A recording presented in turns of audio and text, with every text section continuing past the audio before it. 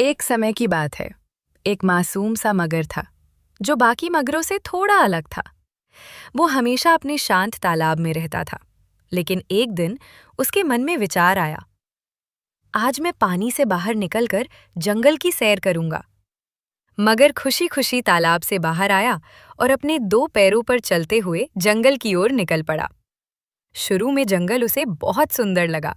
हरे भरे पेड़, चहचहाते पक्षी और ठंडी हवा उसे बहुत अच्छी लग रही थी। लेकिन जैसे जैसे वो जंगल के अंदर जाता गया, माहौल बदलने लगा। पेड़ घने होते गए, रोशनी कम होने लगी और जंगल उसे डरावना लगने लगा। कुछ ही देर में उसे एहसास हुआ कि वो रास्ता भटक गया है। मगर इधर उधर भटकने लगा।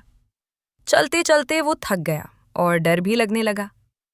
तभी उसे दूर कहीं एक हल्की सी रोशनी दिखाई दी। उम्मीद लेकर वो उस रोशनी की तरफ बढ़ा।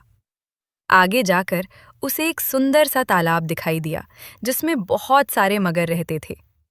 मगर को लगा कि शायद उसे यहाँ अपना घर मिल जाएगा। लेकिन जैसे ही वो पास पहुंचा, तालाब के मगरों ने उसे अजनबी समझकर वहां से भगा दिया।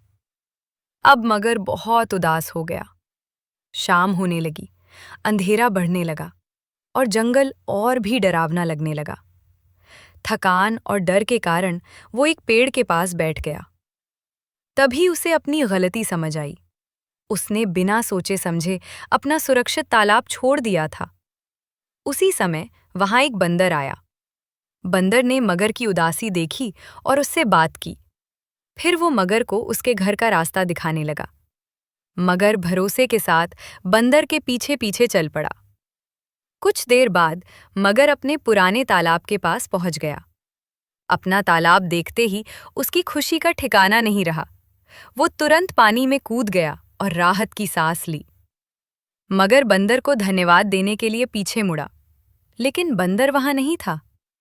तब मगर ने भगवान का धन्यवाद किया और मन ही मन ये सीख ली कि अपनी जगह और अपने घर की कीमत हमेशा समझनी चाहिए।